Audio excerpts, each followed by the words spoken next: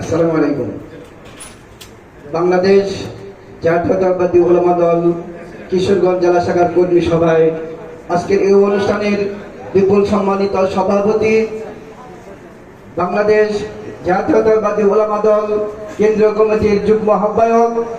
ওনার আরেকটি পরিচয় আছে, সারা দেশে 6.5 লক্ষ শিক্ষকদের সংগঠন স্কুল, কলেজ, মাদ্রাসা বাংলাদেশ শিক্ষক সমিতির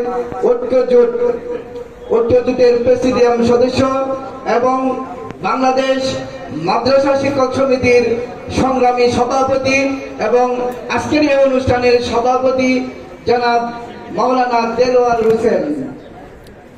সম্মানিত উপস্থিতি, এখানে বক্তব্য রেখে গেছেন জাতীয়তাবাদী দল কিশোরগঞ্জ জেলা শাখার সংগ্রামী সাধারণ সম্পাদক মাজারুল ভাই, সহ সভাপতি রুহুল হোসেন ভাই। আরেকজন বক্তব্য রাখবেন খালেদ সাইফুল্লাহ সোহেল, যার সাথে আমার দীর্ঘদিন একই সাথে আমার রাজনৈতিক সহযোগিতা, একসাথে ছাত্রদল করতাম। আমি আজিমুদ্দিন উচ্চ বিদ্যালয়ে 90 সন থেকে আছি। ইসলাম শিক্ষা বিষয়ে আমি শিক্ষক। এখানে অনেক শিক্ষক দেখতে পাচ্ছি যে অনেক প্রতিষ্ঠানের ইসলাম শিক্ষা বিষয়ে শিক্ষক আছেন, কলেজের শিক্ষক আছেন, ইসলাম স্টাডিজের। তো ইসলাম শিক্ষা সমিতি কিশোরগঞ্জে প্রায় 350 শিক্ষক। আমাদের ইসলাম শিক্ষা সমিতির একটি সংগঠন আছে ইসলাম শিক্ষা সমিতি নামে, সেই সমিতির আমি সভাপতি আজ প্রায় 1.5 যুগ যাবৎ।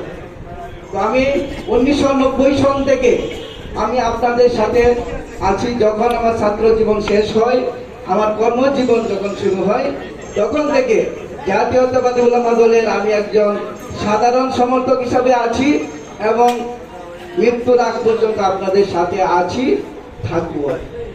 বাংলাদেশ, আপনারা শুনেছেন যে আমি দাখিল এবং আলিম দুবার বোর্ড ফার্স্ট হয়েছি এবং 2002 সনে সারা দেশের শ্রেষ্ঠ স্কুল শিক্ষক নির্বাচিত হয়ে মাননীয় প্রধানমন্ত্রী বেগম খালেদা জিয়া স্বর্ণ পদক পেয়েছেন।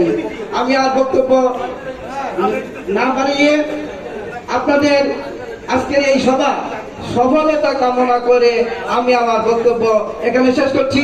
খুদা হাফেজ। বাংলাদেশ জিন্দাবাদ।